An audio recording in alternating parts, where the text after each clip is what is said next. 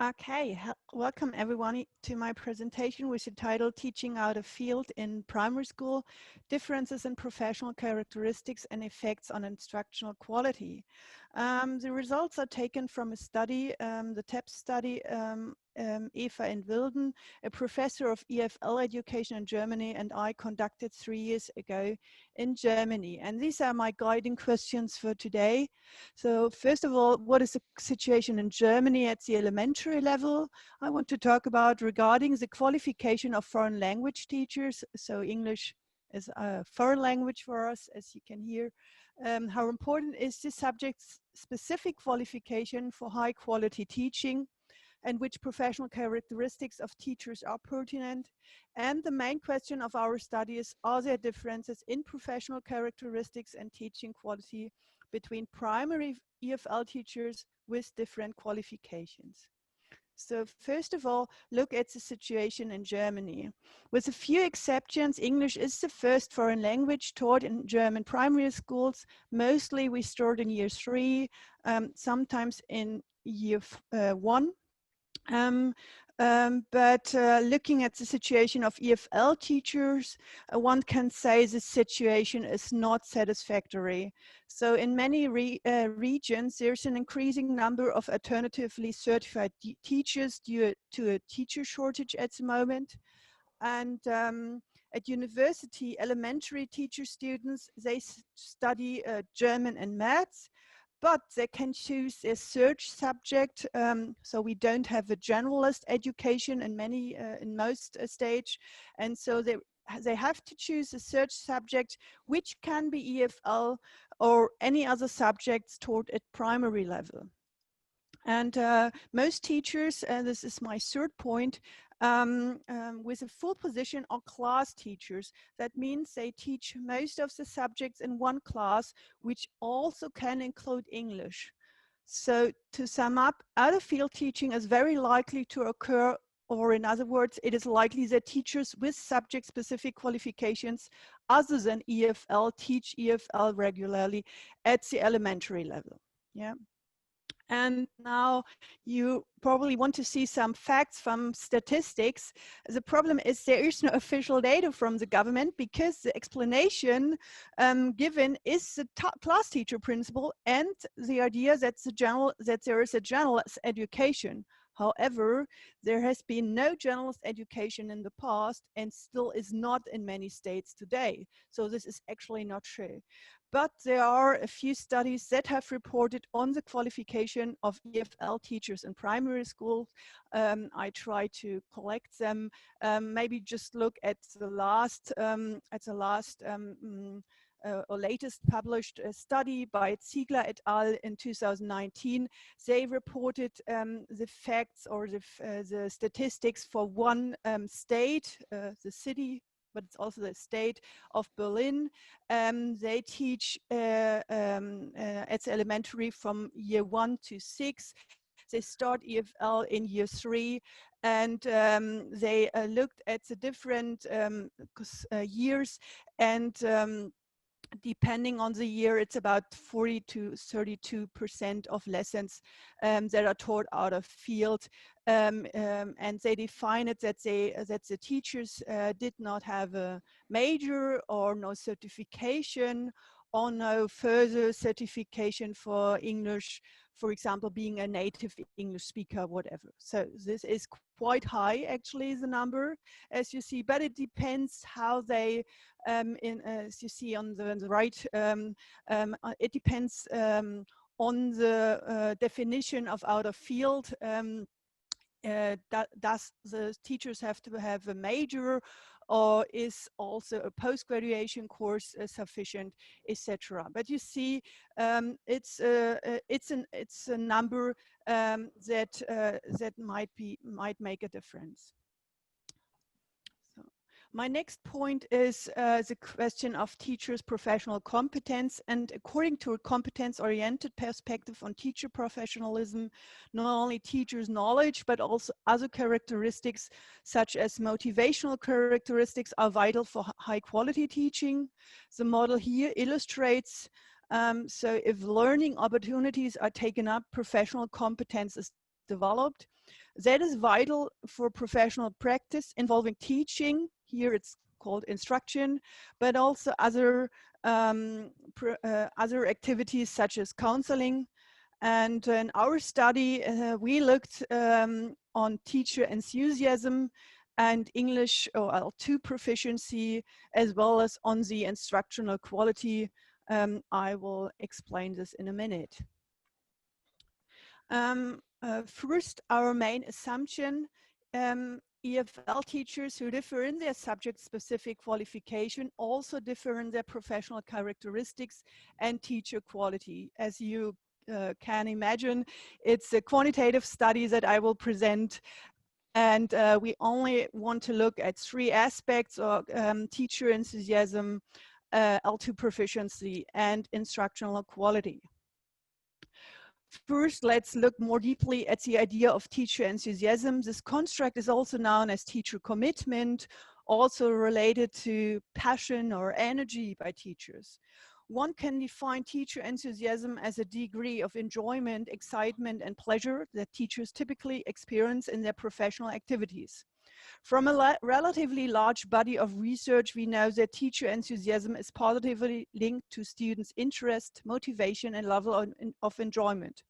So why is it important for our research area? Let's quote my colleague Linder. When teaching out of field, there is no taken for granted alignment with the subject, so justification for teaching a subject must come from somewhere else in the teacher's background. Some positive interaction, interest, or pattern of success that enables the teacher to relate to it or identify with it. Based on this, we assume that teaching a subject out of interest or out of field can be particularly expected, from out of interest can be particularly expected from those who have obtained a major in the subject, because they have chosen or to study the subject, so they might be the most enthusiastic teachers. Conversely, the enthusiasm by out of field teachers might be low, in particular if the motivation to teach English is external. And in order to understand this idea better and for measuring purposes, let's look at the idea of two sub-constructs. We have, on the one hand, we have teaching enthusiasm and so-called subject-specific enthusiasm. Teaching enthusiasm means that someone is enthusiastic about teaching in general. And the topic-related or subject-specific enthusiasm, as I call it, refers to the idea that teachers are excited about a specific subjects, in our case, EFL. So here are also some two examples from the items we used. I enjoy to teach, or English is important to me. Yes, of course, it's a German study. I just translated it for today. So then the L2, we looked also at L2 proficiency of the teachers. The L2 has got a double function in foreign language education as both learning objective and, of course, the medium of communication. So mostly the English is the classroom language. And general, one can say that the learner's development highly depends on their teacher's target language skills. Research has shown that the subject-specific qualification can explain differences in the teacher communication skills.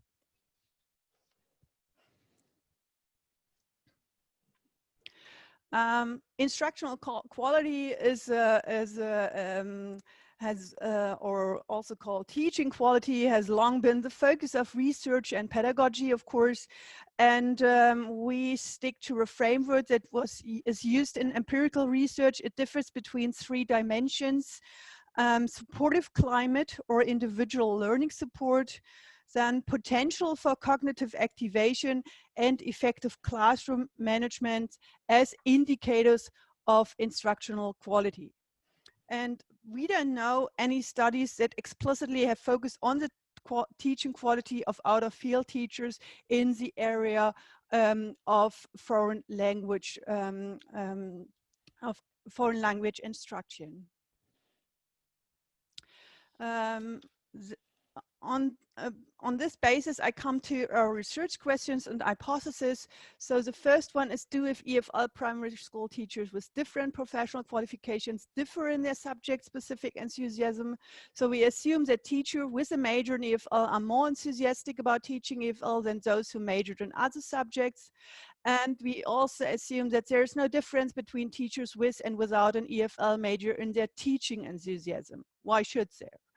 And the second question is, do EFL primary school teachers with different professional qualifications differ in their self-assessed L2 proficiency? And again, we assume that the proficiency is higher for those who majored in EFL.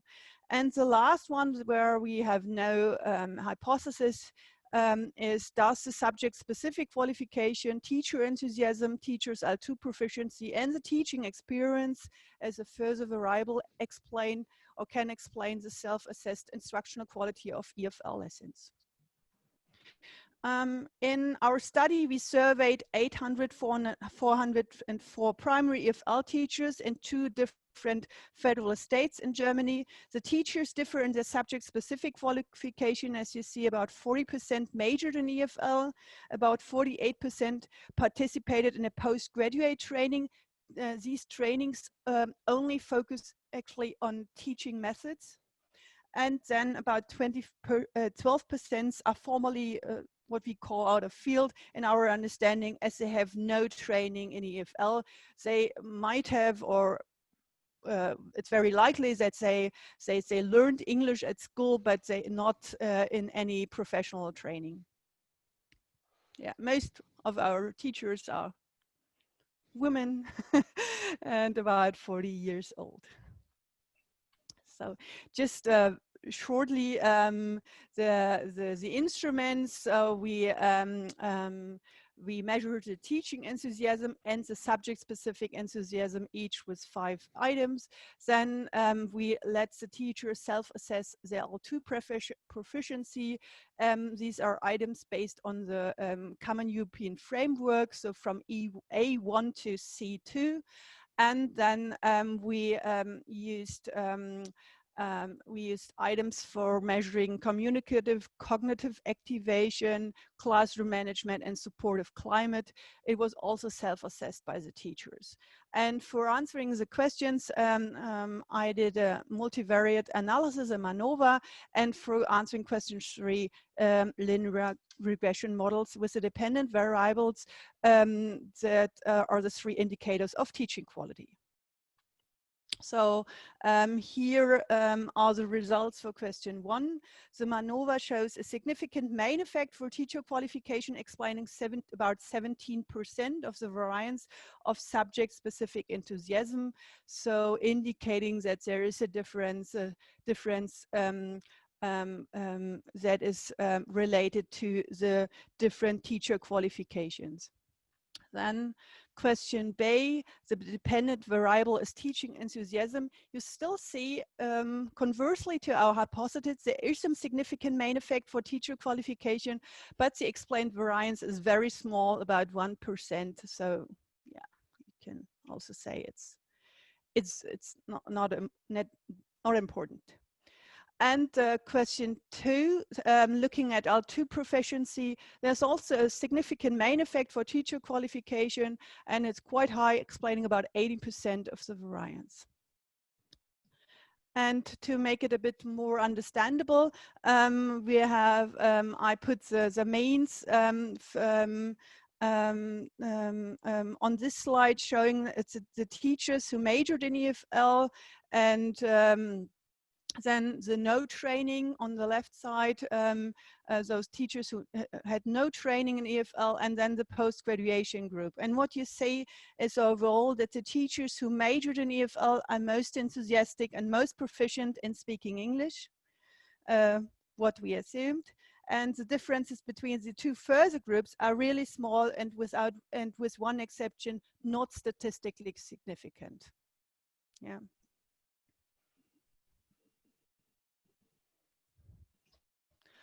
So then I come to my last question, the results from regression analysis. They indicate that in particular enthusiastic teachers and those who believe they are proficient English speakers tend to assess the instructional quality of their EFL lessons more positively. The subject-specific qualification does not explain why teachers differ in the evaluation of their lessons, with the exception of classroom management. Here, teachers with a higher qualification consider the instructional quality of their EFL lessons lower or are more critical with regard to effective classroom management and compared to those with lesser qualifications for EFL.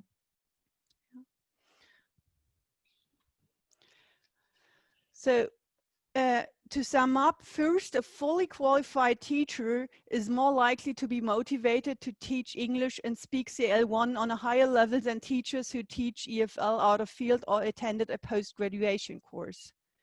And second, there is a positive relationship between all dimensions of instructional quality and subject-specific enthusiasm, teaching enthusiasm, and L2 proficiency.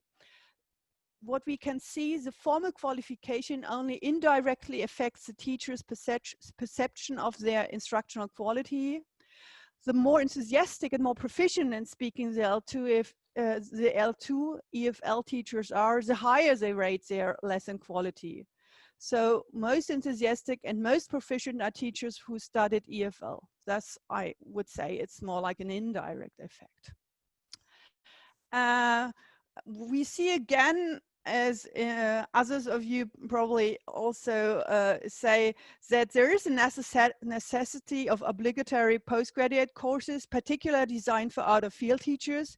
In the context of EFL teachers, these courses should focus not only on teaching methodology, but also on developing language competences.